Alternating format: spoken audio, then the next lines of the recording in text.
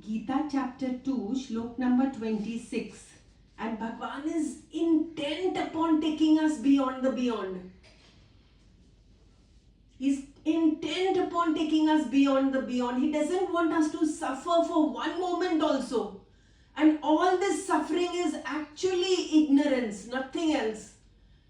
Once we understand the truth, there is no suffering. Believe you me, there is no suffering. In this 26th Shlok, Bhagwan says, Atha chenam nitya jatam nityam vamanyase mritam tatapi tvam mahabaho na evam shochitam arhasi. And O mighty armed Arjun, Arjun, mighty armed, you have fought so many battles, you have never lost. Never lost. And today look at you, O mighty armed Arjun.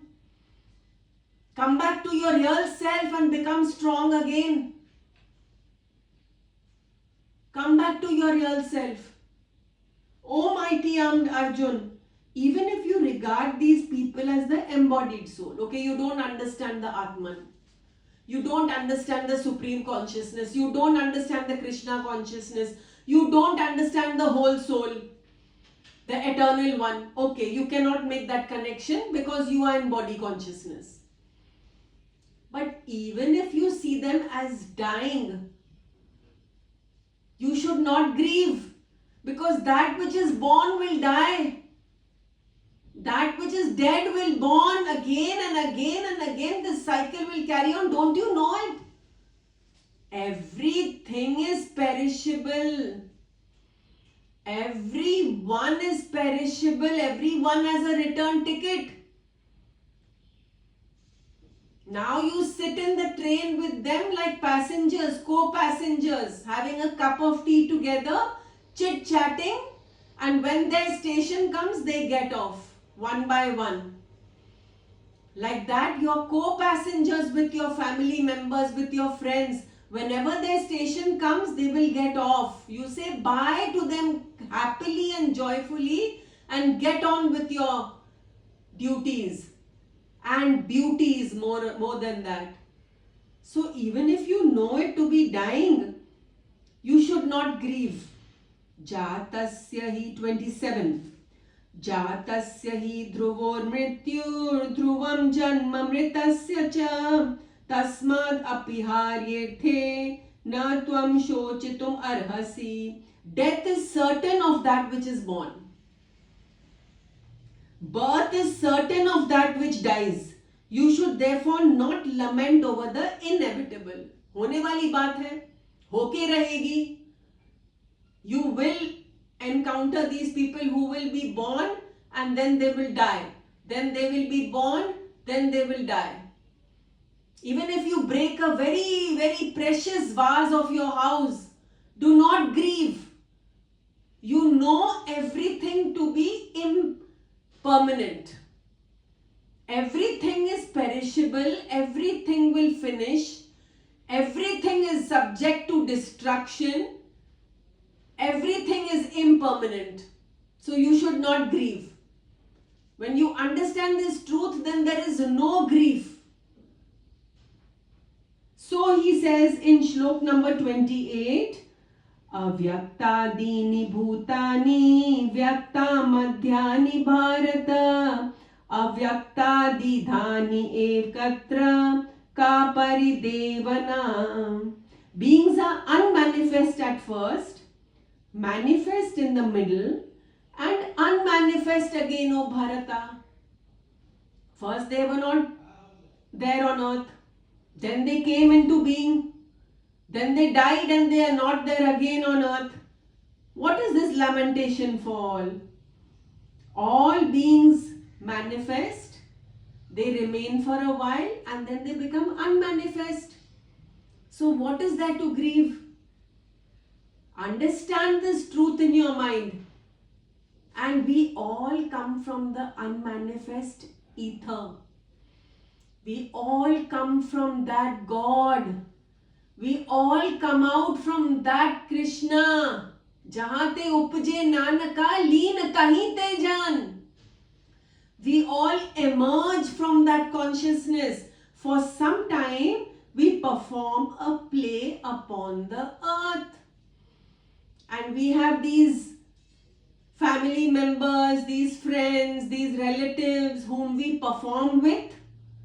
Perform beautifully, my friend, without any trace of hatred, without any trace of anger, without any trace of attachment, without any trace of grief, without any trace of ego, without any trace of desire. Perform beautifully.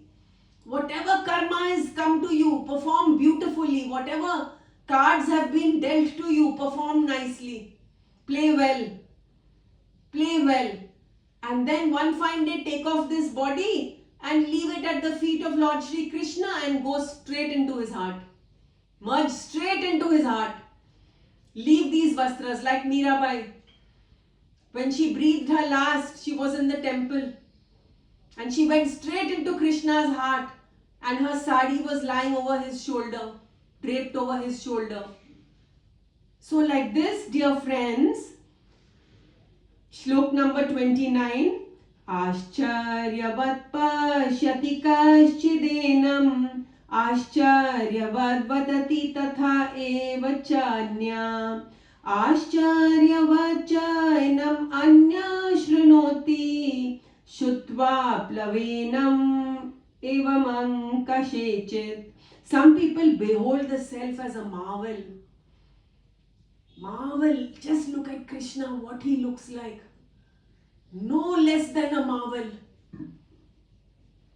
Absolute Satchidanand. Existence, consciousness, bliss. Absolute. He is the supreme soul. Some of them perceive him. They look at him and they can feel that whole completeness. Some of them speak of the self as a marvel. Some people speak of the self as a marvel. Ascharya. Marvelous. Marvelous. Supremely marvelous. Some speak of him thus. Some hear of him. The Sangat who sits in the satsang hears about him every day. Marvelous as ever. The Guru speaks of him as marvelous. The disciples hear of him as marvelous. Yet others, unfortunate souls, having heard, still they do not understand him. Still they do not perceive him. They know not of his greatness. Unfortunate souls who only consider the things of this materialistic world as attainable and they don't try to attain the supreme Krishna consciousness. Sad. Very sad. Very, very sad.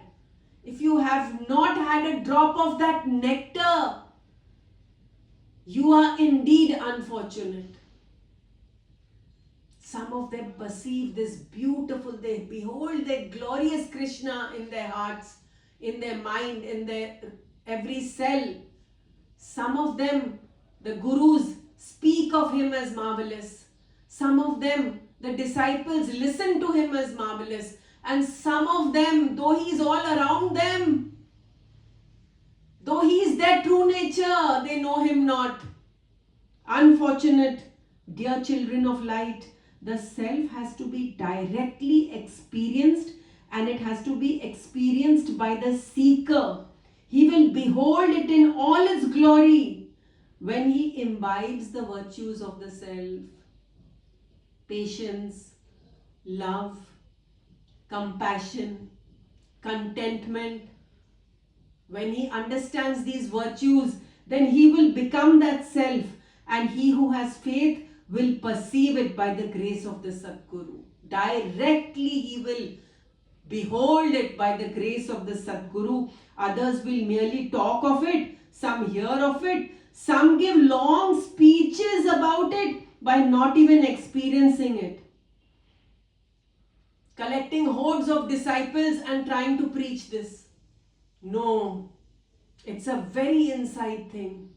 It's a very inside thing. The one who perceives it becomes silent, goes within, drinks its nectar, and comes into bliss.